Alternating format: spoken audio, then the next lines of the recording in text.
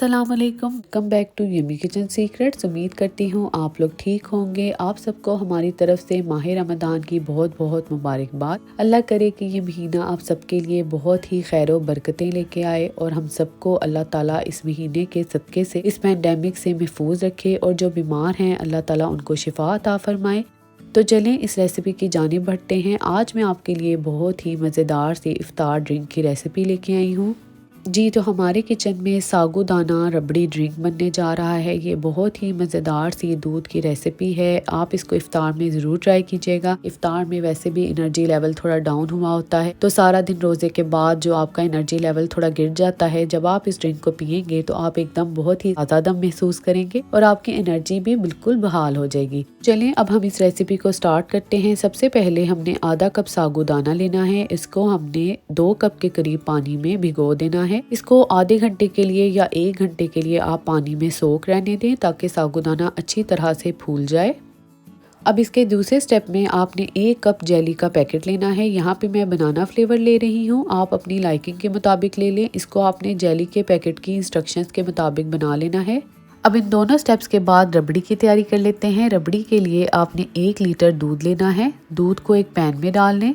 इसके बाद आपने 1 टिन एवेपोरेटेड मिल्क का डालना है। अगर आपके पास एवेपोरेटेड मिल्क ना हो तो आप ड्राई मिल्क या खोया भी डाल सकते हैं। 1 टिन आपने कंडेंस्ड मिल्क का डालना है। अब इन दोनों चीज़ों को दूध में अच्छी तरह से मिक्स कर लें। आधा कप कलरफुल सेवइयों का डालना है। अगर आप चाहें तो आप रेगुलर सेवइयों का यूज़ भी कर सकते हैं। सेवइयाँ डालने के बाद आपने दूध को अच्छी तरह से पकाना है।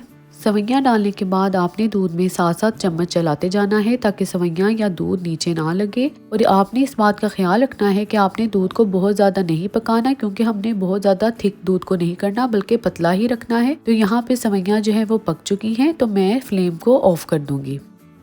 अब हमने जो सागूदाना भिगो के रखा है वो अच्छे से फूल चुका है। आपने उसको पानी में बॉईल कर लेना है। 2 कप पानी में आप सागूदाना को बॉईल कर लें। 5 से 10 मिनट में ये अच्छी तरह से बॉईल हो जाएगा, तो इसको हम स्टेन कर लेंगे। अब जेली को भी हम पीसेस में काट लेंगे।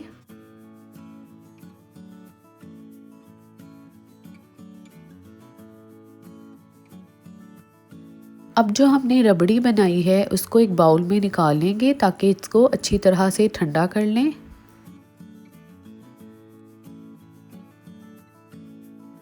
अब इसमें बर्फ़ डाल के इसको और ज़बरदस्त सा ठंडा कर लें। थोड़े से इसमें कटे हुए बादाम डालें और थोड़े से इसमें पिस्ते डाल दें। अगर आप चाहें तो आप इसमें फ्रूट भी डाल सकते हैं। अब इसमें बॉइल्ड सागूदाना डाल दें। अच्छी तरह से दूध को हिलाएं। अब ये हमारी रबड़ी ग्लासेस में जाने के लिए रेडी है। इसको ग्लासेस में डालें और ऊपर से जेली और थोड़े से पिस्ते बादाम डाल के सर्व करें। ये हमारा मज़ेदार सा रिफ़्रेशिंग ड्रिंक रेडी है। आप इसको ज़रूर ट्राई कीजिएगा और मुझे उम्मीद है कि आप इसको बहुत ज़्यादा पसंद करेंगे। अगर आपको हमारी रेसिपीज़ पसंद आती हैं तो हमारे चैनल को सब्सक्राइब कीजिएगा और हमारी वीडियो को लाइक और शेयर करना ना भूलिएगा। अगली रेसिपी के साथ हाजिर होंगे, तब तक के लिए अल्लाह हाफिज़।